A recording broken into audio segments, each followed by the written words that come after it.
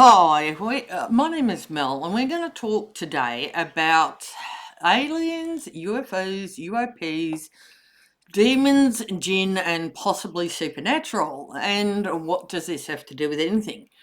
So, look, I saw a video of where JD Vance, who's sort of like the vice president of the USA, did explicitly say he believes that UFOs are demons rather than aliens.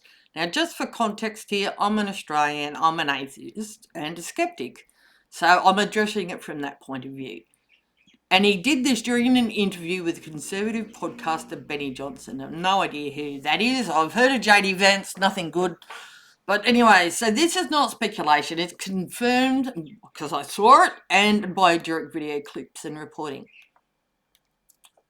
He just goes, I don't think they are aliens. I think they're demons anyway, but that's a long discussion. He says that UFOs aren't aliens. He believes they could be demons or spiritual beings. So, look, these were reportedly made, and look, outlets summarising the interview noted that Vance framed UFOs through Christian spiritual language, personal curiosity about classified UFO files, a belief that the phenomenon may be supernatural rather than extraterrestrial, or neither. So look, the claim, yep, JD Vance did say he thinks UFOs are demons. Confirmed. So look, what are UFOs or UAPs? What are some of the supernatural interpretations, and what do some religions or religious people say? What UFOs or UAPs, so unidentified flying object or unidentified aerial phenomenon, are actually, what are they from a scientific perspective? So modern scientific and government investigations overwhelmingly show that most UFO, UAP sightings have very ordinary explanations, and a small minority remain unexplained simply because the data is not complete, not because they point to aliens or supernatural beings. So most sightings are misidentified normal phenomena. According to Science News and other scientific sources, the majority of UAPs turn out to be aircraft, including classified or experimental, balloons such as weather, research or surveillance, drones, satellites, Starlink is a major culprit, atmospheric phenomena like Venus, meteors, reflections, ice crystals, sensor glitches or optical illusions. Why did the term change from UFO to UAP? Science and defence agencies now prefer UAP, unidentified anomalous phenomena. I thought it was aerial phenomena, anomalous phenomena, because UFO became culturally tied to aliens. UAP, unidentified anomalous phenomena, is meant to be neutral and scientific, so it's not meant to infer anything. Okay? What remains unexplained? A small percentage of sightings remain unresolved because data is too limited, the sensor information is incomplete, the event wasn't recorded clearly. Unexplained does not mean supernatural or extraterrestrial. The Pentagon's analysis finds no evidence of alien technology, and also other science from other countries, because I really wouldn't trust the Pentagon, but look, no science has really found this. So common supernatural interpretations that can occur is that they're demons or fallen angels, which some Christian fundamentalist circles can posit that might be it, or spirits or jinns in some Islamic traditions, interdimensional being in sort of like New Age and occult and pagan sort of frameworks, ancestors or sky spirits, indigenous cosmologies. And this is not to denigrate anyone's particular beliefs in religion or spirituality. It's just that there's absolutely no evidence that this is what they are. Look, and people can believe anything they like, but it doesn't mean it's true. And these interpretations, because unidentified anomalous phenomena, can trigger fear or uncertainty or the desire for meaning. Psychology today notes that UFOs and UAPs provoke strong reactions because they challenge our sense of control and predictability. What do major religions say about UFOs and UAPs? Look, obviously there's not going to be consensus amongst all these different people of different religions, and Judaism as a whole does not really have a doctrine about extraterrestrials. Classical Jewish thought allows a possibility for other worlds, but UFOs are usually interpreted as natural phenomena, misinterpretations, not spiritually significant. Some mystic traditions, like the Kabbalah, discuss other realms, and not in a way that aligns with any modern UFO or UAP law. Christianity. So, mainstream Christian theology does not teach that UFOs are demons, does not claim that aliens exist or don't exist, generally sees UFOs as natural phenomena or unexplained physical events. So, some evangelical or fundamentalist interpretations might think of UFOs or UAPs as demonic deception or angels, a sign of the end times, spiritual warfare. This is where the statement that UFOs are demons might come from. So in Islam theology does not mention extraterrestrial, but it does describe jinn, beings made of smokeless fire. There are some Muslims that interpret UFOs as jinn, signs of God's creation being larger than we know, natural phenomena misunderstood by humans. Islam does not teach that UFOs are demons, but some believe this connect the two conceptually. Hinduism and Buddhism. These traditions already include multiple realms, non-human intelligences, celestial beings, and so UFOs are often interpreted as beings from other lokas or realms, manifestations of consciousness, natural or spiritual phenomena. Okay, and indigenous spiritualities. Many indigenous cultures have sky beings or star people in their cosmology. They're not aliens in the sci-fi sense, but spiritual ancestors mean. Why do supernatural interpretations persist? Because UAPs sit at the intersection of mystery, fear, awe, lack of data, cultural storytelling, religious symbolism. When humans encounter something unexplained, we reach for frameworks we already have.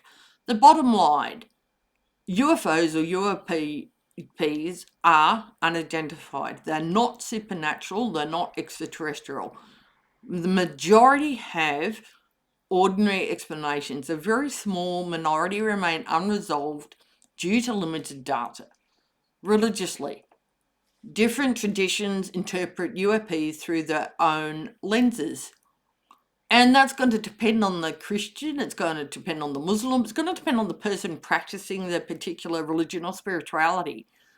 And culturally, UFOs reflect human psychology far more than an extraterrestrial reality. And happens because there's a primal tendency to perceive the unknown sometimes as dangerous or evil or as mysterious. And when something ambiguous, like a strange light or an unexpected object, our minds can project fear or meaning and symbolism onto it. We often have a lack of control. We can't explain it. It changes our worldview. The UFOs become kind of a Rorschach test where people project their deepest fears, sometimes anxieties and beliefs onto them. They're not always seen as evil either. Sometimes they can be perceived as angels or good spiritual beings. They're not always considered to be bad. cultural and religious frameworks shape interpretations. So, psychologists studying UFO belief note that people interpret sightings through the belief system they already have. So, if they've got a fundamentalist worldview, UFOs may be seen as fallen angels or demonic deception, or they could be seen as angels. New Age worldview, UFOs might be interdimensional beings. An indigenous worldview might be sky spirits or ancestors. A secular worldview, they're going to be unidentified or misidentified aircraft or atmospheric phenomenon or something equally, completely natural. So look, there are some, and I'm going to say this as a minority, that think that Christian salt comes from where they think it's demons because the emphasis is on spiritual warfare, demonic deception, and end time prophecy. The beliefs in these communities can be aliens are actually demons trying to mislead humanity, or they're angels. So, it does differ. UFOs are part of an end times deception. Non-human intelligences must be either angels or demons. Anything supernatural not from God is automatically demonic. As a particular subculture in Christian theology, the problem of evil connection. Look, when people see something strange, if they fear it, they label it evil. If they can't explain it, they can label it supernatural or extraterrestrial. If the religion has a category for evil spirits, they label it demonic. This is a shortcut, it's not evidence. A religious studies analyst describes UFOs as a modern myth with religious dimensions, a way for people to express spiritual anxieties and hopes using scientific language. And that's certainly probably true. UFOs can become symbols of transcendence, fear, or cosmic meaning. People interpret them like ancient omens or divine signs. Demonic interpretation is one version of this myth making. It's not about the objects themselves, it's what they represent. And so why does this interpretations exist? Like it's ambiguity. UFOs and UAPs are often blurry, distant, or poorly recorded, or all of the above. Ambiguity invites supernatural and extraterrestrial explanations. Fear of deceptions. There are some people in some religious groups that can emphasize the idea that demons disguise themselves. Cultural storytelling. Movies, sermons, conspiracy videos, and online communities can reinforce the idea. Psychological projection. People project their dreams, their fears, their traumas, and anxieties onto unexplained phenomena. Lack of scientific literacy. If someone doesn't know about drones, satellites, or atmospheric optics or sensor errors, supernatural or extraterrestrial becomes a lot more acceptable or easy to plausible, I guess. The bottom line, the UFOs, how people view UFOs or UAPs is going to be a mixture of psychology, culture, and religious worldviews. And they are unexplained. They are not supernatural or extraterrestrial. And most turn out to be completely ordinary things, okay? And I think it's important that we do have this because, look, the world is a really scary and confusing place at the moment. And look, I know people who've seen UAPs that have not been able to be explained. Now, I don't know what they saw. I've never seen UAP that's not been explained. So I don't know what they saw. I wasn't there. And even when you can see videos and stuff, it's very clear. It's not really clear. It's blurry, or it looks like it's been interfered with, or something like that. And I think there's a lot of this whole abduction fantasy of aliens, performing scientific tests on us. I think some people, there's sleep paralysis that can cause that.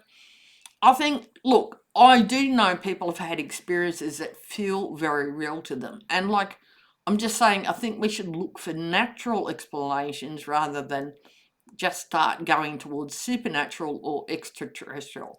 Because, like, this is the thing, space is really, really, really big. Okay, and even the speed of light, which is light is the fastest thing that travels in the universe, it's about 300,000 kilometers per second or something like that.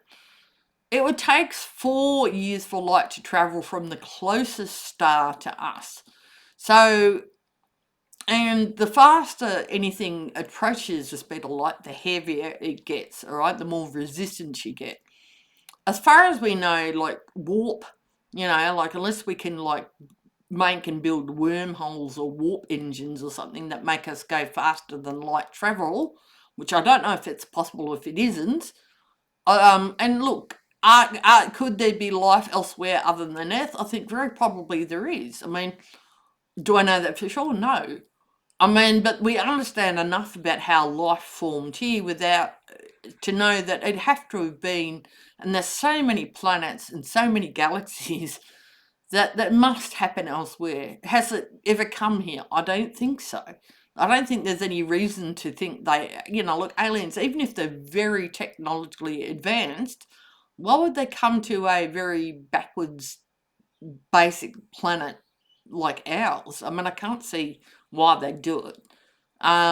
Maybe like, it's not completely impossible, but I don't think it's likely. And I don't see, like, we lack the scientific understanding of how to go even light speed, much less faster than light travel. So could another, civilization reach there? Possibly. I don't know. But even still, I mean, space is really, really, really big. How'd they even know we're here? Yes, we do put out signals into the greater universe, and they wouldn't have gotten very far, quite honestly. So look, I think we need to look at that UAPs and UFOs aren't, spiritual, religious, or anything else. They're not supernatural, they're not extraterrestrial. They're natural phenomena that we might not quite have a good explanation of yet. Okay, and if more evidence comes in that, like the governments have been hiding evidence of aliens for years, well, then I'll accept it. But I'm not going to accept conspiracy theories. I think that's not a good way to go. But I do understand why people do think that. I mean, look, I don't trust the Pentagon. I certainly don't trust the US. Could they be hiding a lot of stuff? Absolutely they are. Do they have probably a lot of experimental aircraft they probably don't want a lot of people to know about? I'm sure they do. So, I mean, I think problem is like in general, all the other countries who have got all good scientists as well, and the US has a lot of good scientists who don't work for the Pentagon, who do work in different areas of astrophysics and stuff. They sort of don't accept overly UFOs as aliens or supernatural beings of some kind. So I think that's where we got to sort of leave it, like we need better evidence, And look, maybe it is a possibility, however remote, that we'll find evidence of I mean, we have got other life on Earth that is intelligent. We might be the most intelligent, although that is highly debatable at best, because dolphins, whales, elephants, other apes, other non-human apes, are certainly up there with intelligence. So we've got other life on Earth that's intelligent. I mean, octopus are intelligent. Some birds are intelligent. Problem-solving skills and the whole, thing. So could other life elsewhere exist that is intelligent? Of course it could. Of course it can, and it probably does. And like, I can't state that as certain, but given the probability of how life forms, I think it's probably around somewhere else. Okay, but I think we should value the other life that's on Earth here, find ways of interacting with our planet and other life forms here that we are dependent on without damaging it. That might be a good thing to do. Anyway, bye.